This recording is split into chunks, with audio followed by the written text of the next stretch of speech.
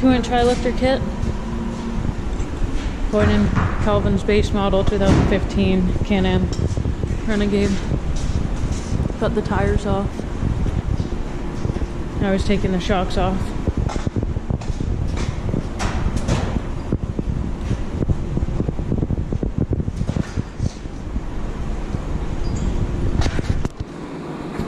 So, had a hard time with this bolt because it was seized in the gasket there. Bushing. It was seized in the bushing. So when we took it out, we just lubed it up, but you can see it's kind of corroded from sitting in there so long. So that was a pain. Took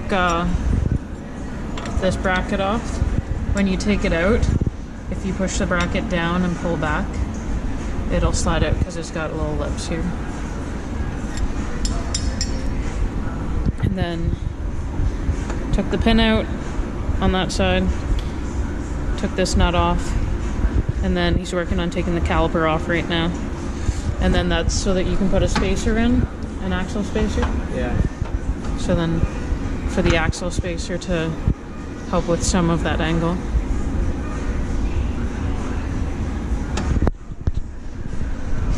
But yeah, this one's still, you can see it's seized in still. We're not really sure. We've tried all sorts of tools to get it out. Not working well.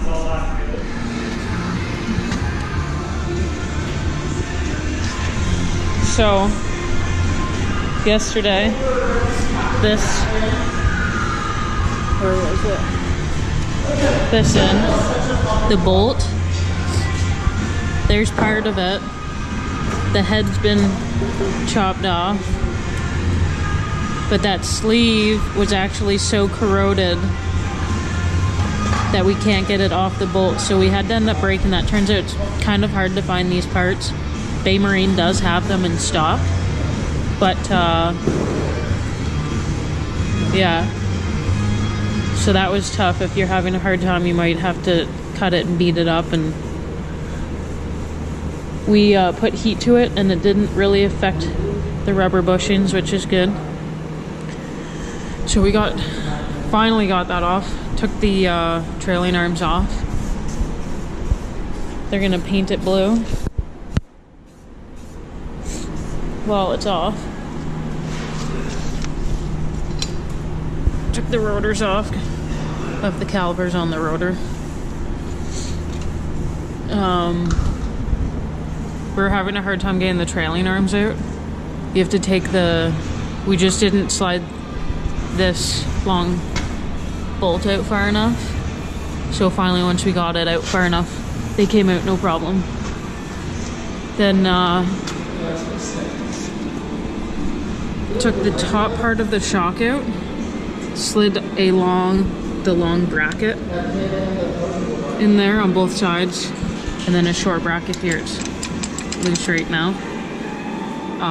And this brings your shock out.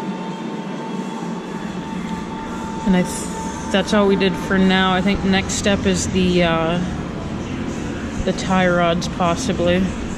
But they just want to get things painted up right now, I think, first before they do the next step. So the first shock goes in really easily. Because this bracket, you just leave it loose and it'll move. The second one, which was the other side, it was kind of hard. So, I don't know, there's probably an easier way, but we ended up sliding this through and prying down on it so that it could bring the top down so that we could get that bolt in, because it was tough. But we got it. So yeah, like I said, I don't know if he's gonna do the tie rods next or if he's gonna start to put the brackets in back here, but I'll let you know as we go.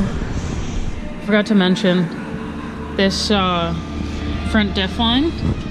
The way that it runs up, it runs through, I don't know if you can see it, there's a hole in the frame here that it runs through, and then up to the snorkel. It tells you to take it out. We were trying to pull it off the front diff, well, that was ridiculous because it's on there real good. So we just took it out of the snorkel and pulled it down through. And then that bracket went on and all that, so just an FYI. So Kalvin put the tie rods on, as you can see the angle on them. Measured from inside to outside, inside to outside, to try to align it. It's a little bit off, but it's not a big deal, and it won't be that hard to change it out after.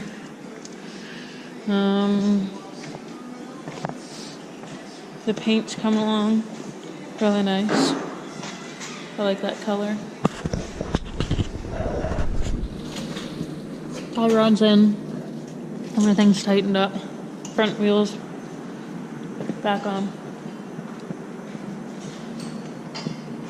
We ran that vent line that was pulled out back up over the snorkel. Trailing arm back in. That bracket is replacing this bracket.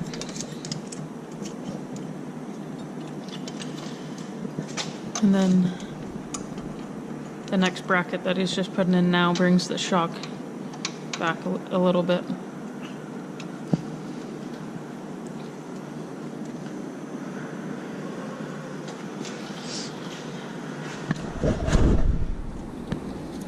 Got the bottom bracket on that brought the shock from here to here.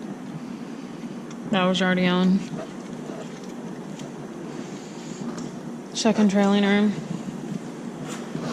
Shock bracket, this bracket, and the rotor caliper I'll put back on.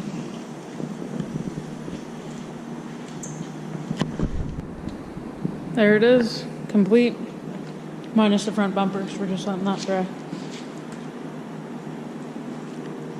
To me, you can notice it in the front. I don't see it much in the back, but because he brought it up, I brought this closer again. So as the tires balloon out, it's going to catch. He's already had to trim these way back. So, not sure what he's going to do to fix that now. We'll see. Looks good though.